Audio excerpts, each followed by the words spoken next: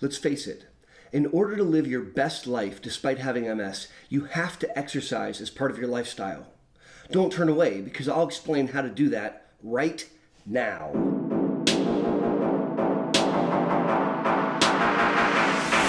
Hey!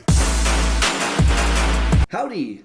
Thanks for learning about MS with me, Aaron Boster. I'm the founder of the Boster Center for Multiple Sclerosis, where we care for families impacted by MS throughout the globe. We accept all major insurance carriers, and we're currently actively enrolling for clinical trials. Today, I want to talk about a very important topic in MS, exercising as part of your lifestyle.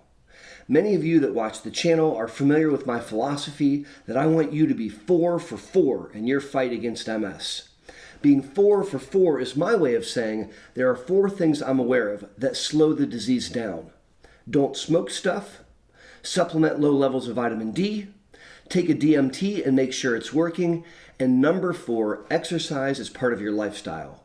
In this video, I want to review with you why it's so darn important. The benefits to exercise are colossal. I would even submit that you might not be fully aware of all of the benefits that you might see. Exercise benefits sleep. If you exercise regularly, you'll sleep more soundly, you'll have more sleep and more quality sleep. Exercise improves energy levels overall. In multiple trials that look at cohorts of people with MS that exercise, fatigue scales drop and quality of life increases. Exercise improves balance. Falling is a major concern amongst people impacted by MS. And improving your balance is a really important tool. Exercise improves mood. You are less depressed and less anxious. You tend to have a better outlook on life, and you tend to gain self-confidence through exercising as part of your lifestyle. Exercise has been shown to improve cognition in MS. That's right, you can improve your thinking and memory just by exercising regularly. Exercise maintains bone density, so pounding on the ground causes reactive bone growth and fights the accelerated bone loss that you can see in people with multiple sclerosis. Exercise improves sexual function by decreasing cardiovascular risk factors. That's right, gentlemen. If you're concerned about erectile dysfunction, get to the gym. Exercise lowers our risk of heart attack and stroke. It decreases our risk for some cancers, and it's been shown to extend life. Exercise in the setting of MS slows brain volume loss. It also slows disability progression. I want this for you. Exercise, in addition to all this, buttresses us against an attack. Allow me to explain. So imagine if we could clone you. So now there's 2 of you, and we'd have to get permission from your spouse and a bunch of other things, but there's now 2 of you. And we give one of you, clone A, chocolate cake and Days of Our Lives soap opera television. And we give clone B a treadmill and carrots. And we get back together in a couple years. Now, clone A is out of shape. She's gained a couple extra pounds. She has a weak core. Her flexibility is not very awesome. Cardiovascular endurance is really not there anymore. But she knows everything there is to know about chocolate cake and Days of Our Lives TV. Clone B, on the other hand, is a Greek goddess. She's lost several pounds. She has a strong midsection. She has strong legs. She's flexible. Her cardiovascular endurance is better than it's been in the past. And then we have an attack of left leg weakness. Both clone A and clone B are affected. Clone A is sitting in a wheelchair looking up. Clone B is limping as she continues to participate in her daily life. And I'm not going to insult you by asking you which clone you'd like to be. I would rather point out that we allowed clone A to become deconditioned, and we prehabilitated clone B, which is the thing to do. Fine, Aaron, I recognize that I have to exercise, but what kind of exercise should I be doing? Well, I'd first like to talk about which aspects of exercise we really want to focus on in the setting of MS, because I've come up with 4. These 4 areas are key areas for people impacted by MS, and I want you to be thinking about them when you plan your various exercise. The first is core strength. So strengthening your midsection, that's your abdomen, that's your back, that's your flanks. Strengthening your core is a key element to exercise success. The second aspect is flexibility.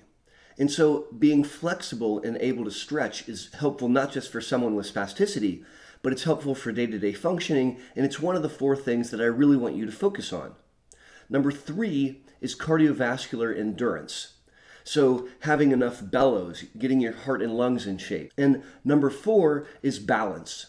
And so working on core strengthening, flexibility, cardiovascular endurance, and working on balance are the 4 things that I really want you to pay attention to when planning out your workout regimens. Now, selecting the kind of exercise can be really frustrating.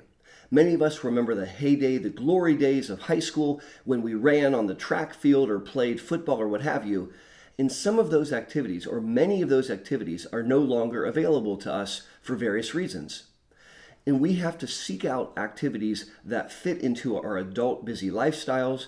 And if you're listening to this video shortly after I made it, you're listening during a global viral pandemic when the majority of the world has been shut down. And so many gymnasiums and exercise classes aren't available, which makes it super difficult to exercise. So let's talk through several different options that we might consider, both generally speaking and in the COVID era. First off, if you are ambulatory, walking is an awesome activity. Walking by stomping on the ground causes reactive bone growth and strengthens the bone density of your legs. Walking briskly can help with cardiovascular endurance. Walking certainly involves elements of balance. And it's free to do, and you don't need to go to a gym.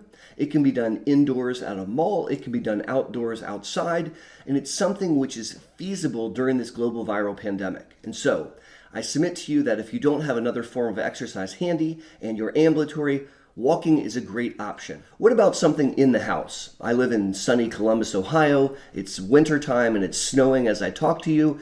And so going outside for a walk isn't easy unless you want to get really cold. So what can you do in your house? Well, there's a lot of options. If you're watching this video on YouTube, it means that you have an internet connection and you're familiar with this platform. And if you type in multiple sclerosis yoga and hit enter, you will find hundreds of amazing free exercise programs looking at yoga for people impacted by MS. Some of them are hardcore where people are standing on their heads doing weird poses. Other is doing yoga in a chair. And I submit to you, you can find something that'll work well for you. Now, if you have access to a swimming pool, water is somewhat magical when it comes to exercising in MS. I like to explain. When you're in the water, you weigh less. And so if you have a weak leg or weak legs and on the ground it's hard for you or you're unable to walk, you may find that in the water you weigh less and you are able to walk. Kick it up a notch, throw on a life jacket and you'll float, and then you can do the mechanics of walking without concern of falling and with general stability. When you're in the water, if you fall to one direction, the water pushes back the other direction, and so it helps maintain balance. If you tend to get overheated while exercising, the water literally wicks the heat away from your body by convection and helps keep you cool. Spasticity, which is a major problem for many people with MS when they exercise, is minimized in the water.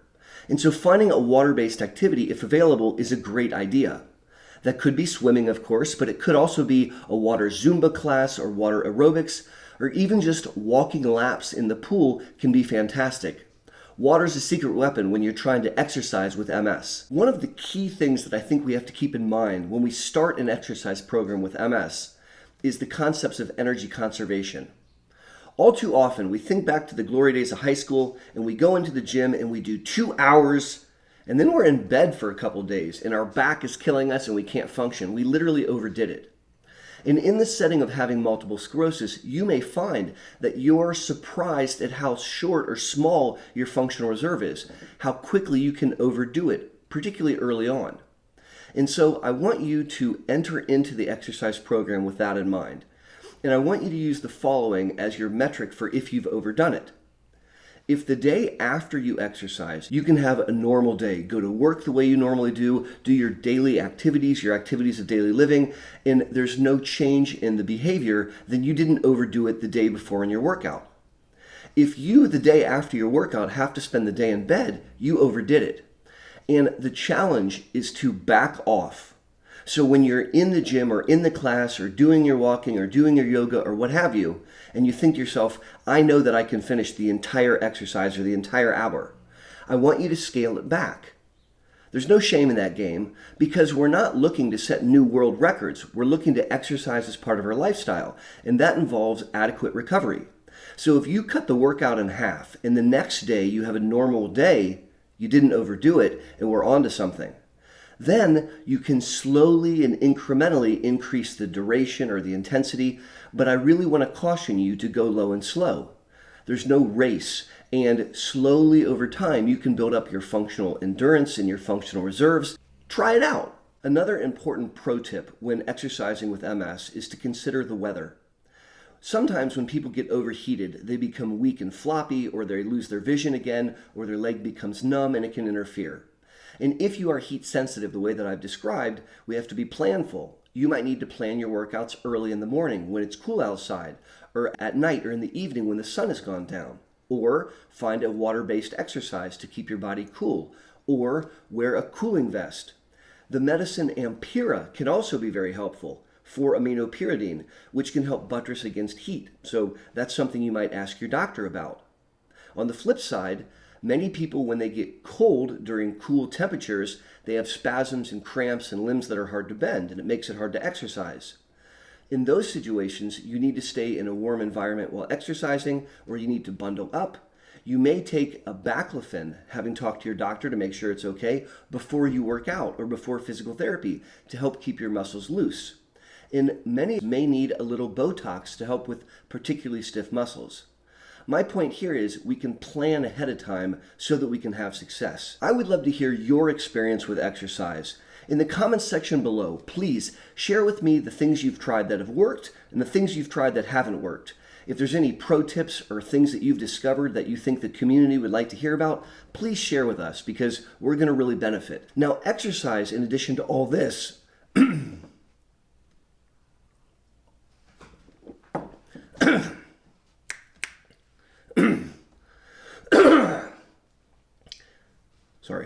exercise and allow me to explain. No, I'll do that later. Or at night, and it lowers the risk of a stroke. It buttresses us against, starting over. This is amazing stuff, and we all need to do it. And number 4, people are standing on their heads doing weird poses.